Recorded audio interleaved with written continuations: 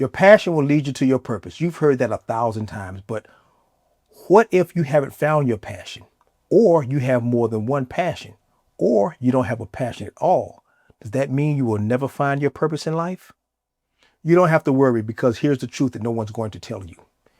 You don't need passion to find your purpose. Passion is a way, but it's not the way. And that's what I'm going to share with you today. How you can find your purpose even if you don't have a passion. Remember being in your 20s or 30s and you would try to imagine yourself at 50 or 60? Well, you don't have to imagine that anymore. If you're like me, you're already there. And maybe for the first time, you're realizing that all those things you thought about doing when you were in your 20s and 30s, there's a real chance you're not going to get to do those things now, because time is not on your side anymore. You don't want to keep living your life just going through the motions, but you can't wait for passion to strike you like a lightning bolt, or you waiting for purpose for you to stumble upon your purpose. You can't wait on those things anymore. You just don't have the time. I struggled with this exact thing for more than 20 years. I struggled with finding my passion, something that I wanted to do, because the definition that I was getting, that I was hearing about what you needed to do to determine or to define your passion, was something that you were obsessed with, something that you wanted to do for the rest of your life, something that you felt compelled to do, something that was your calling, something that you would do for free. And there was nothing that I had experienced in my life that fit those definitions. And then one day I realized that I was chasing my tail by listening to all the gurus and all the experts out there talking about what passion, or what it was to find your passion, what passion was supposed to be. I realized that none of that definition didn't fit me. Now, it may have fit some people, but it didn't fit me. And I had spent over 20 years basically not wasting time, but I spent 20 years looking for something that I may have already had, or maybe I would never find it. And that frustration, that disappointment led me to write a book about how I felt a person should go about finding a purpose, some of the things that I used to find my purpose and to find my passion. And for the next year and a half after publishing my book, I went on speaking tours. I gave speeches wherever I could. I gave panel discussions. I went on book signings, and I talked about all the misinformation and the misdirection and the misguiding that I had experienced, because I didn't want anybody to have to go through that again. And I was able to see how many people were confused, and so many people were misdirected, and some people were just lost based on that same definition about passion that I had gotten, that had left me stuck and lost for so many years. And if you're tired of being stuck, if you're tired of feeling lost, if you're tired of struggling to find your purpose, if you're tired of struggling and doubting your passion, or what you think your passion should be, or what you think your passion is, or if you'll ever find your passion, I'll leave a link in the description below, and you can book a one-on-one call with me. You've probably read all the books, listened to all the TED Talks, listened and watched all the podcasts, and you probably watched hours of videos, and you still haven't found it. You still haven't found your passion. And here's why. Because the definition that you've been given to find or to define your passion is old, and it's cookie cutter, and it's designed to fit one type of person or one person. And you know, like I know, that everybody's different. Everybody's unique. So one definition cannot fit everybody. It's the same message, the definition they've been using for 50, 60 years. They're just packaging it up in a new message or a new look, or using different words, but it's the same old thing. And if it actually worked, you wouldn't be sitting here watching another video on how to find your passion or how to find your purpose. And it's not your fault. It's because you've been given the wrong definition. And most of the advice that you get about finding your purpose is they tell you, well, you can't find your purpose because you haven't found your passion. And I think that's just totally crazy. Because let's be honest, if you're over 40, if you're over 50 years old, you might even be 60. There's no way that you've lived that many years and you haven't come across something that you're passionate about. Now, if you're using that definition, the one that I gave you earlier about you're supposed to be in love with something and you're supposed to be obsessed with it and it's supposed to be a part of your life, it's like an obligation. It's like your calling. It's like what you designed or you were built or created or born to do. Yes, if you're going by that definition, you probably haven't found it because that's that cookie cutter definition that I said they've been using they've been giving people for 40 or 50 years. That definition is going to keep you lost. It's going to keep you stuck. I believe you've on some level always known what your passion is or was, and you've had it. You just didn't believe it. And like I said, that goes back to that definition that you were given. You didn't trust what you had because based on that definition of what a passion should be, you didn't have it. So here's the how I want you to kind of look at passion going forward. Passion isn't a love at first sight kind of experience. It can be for some, but it's for most people, it's more like dating. Now, you've probably got friends or family who you ask how did they meet their husband or how they met their wife, and they'll tell you, oh, I was at a coffee shop or I was at a grocery store or I saw them at work or we were at a networking event for our jobs and our eyes met and it was love at first sight. Now, that's a wonderful story and it's true for a few people, but the majority of people never have that love at first sight experience.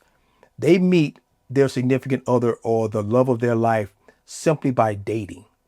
And they go out, they meet people, they date, and they interact with someone that they have a like for, an interest in, and they spend time with that person. And the more time they spend with that person, the more they like them. And the more they like them, the more time they spend with them.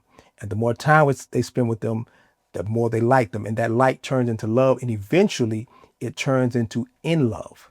And that's how I want you to view, or that's the perspective I want you to have about finding your passion.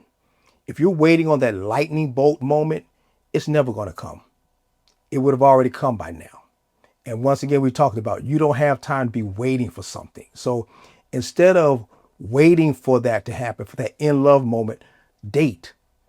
Go out and look at some ideas or some opportunities or some experiences or some things that you have done in your life that are genuinely interesting to you. You have a like for them. And if you're curious about them and you want to learn more about those things, and if you put the time in, then you'll begin to like those things more. And the more you like them, the more time you will want to spend with them.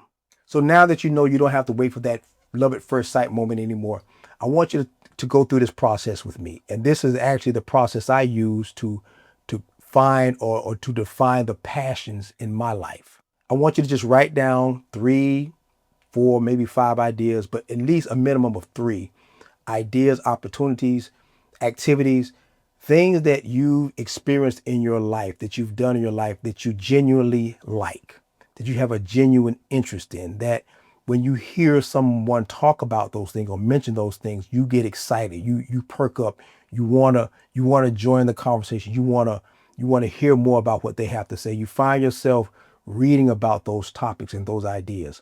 And that's part of that dating process that I talked about. You're weeding out the things that you like and you're beginning to form a relationship with those things. You're going to begin to spend time with those things. And remember, we're not talking about obsession, so don't put conditions on this. Don't go back to that old definition of how you should define your passion. We're not looking for obsession or a calling or something great, something overwhelming, something to save the world. And after you get down to 2 and maybe 1, give that a real sincere effort. Put in some energy, some time, some resources, and really pour yourself into it and commit to it. And that's the exact process I use to create or to define the passions that are in my life. And those passions have led me to create a life of purpose. And I'll give you an example. I mentioned that I had written a book about purpose. I had no idea that my my journey through life to find to find my purpose, I had no idea where that was going. It was something that I felt excited and energized to do. It meant something to me.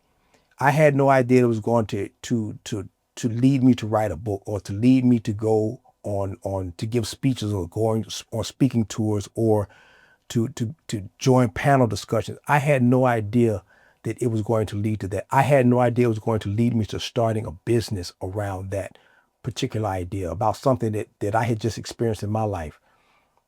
And that's what I'm saying. You don't know where it's going. So if you just start with something that's interesting to you, something that you enjoy doing, allow it to lead you. Commit to it, seriously commit to it for at least 6 months. Because in that time you get to define if it's really something that you want to pursue. Maybe not long term for the rest of your life. That's not what we're talking about. This could just be for a season. But even in that, you're willing to pursue it for that season.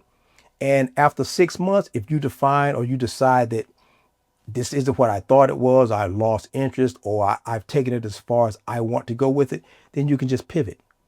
It's not as though you wasted 6 months of your life. The 6 months was going to go by anyway. You just spent it doing something meaningful, something intentional. It gave you a sense of excitement and encouragement in your life. It gave you a reason to look forward to the next day, instead of just going through the motions every day that you had already been doing. And this is natural. It's organic. It's the way everything in the universe is developed and birthed. It's a process. And that's what you have to remember. Everything is a process. This is no different.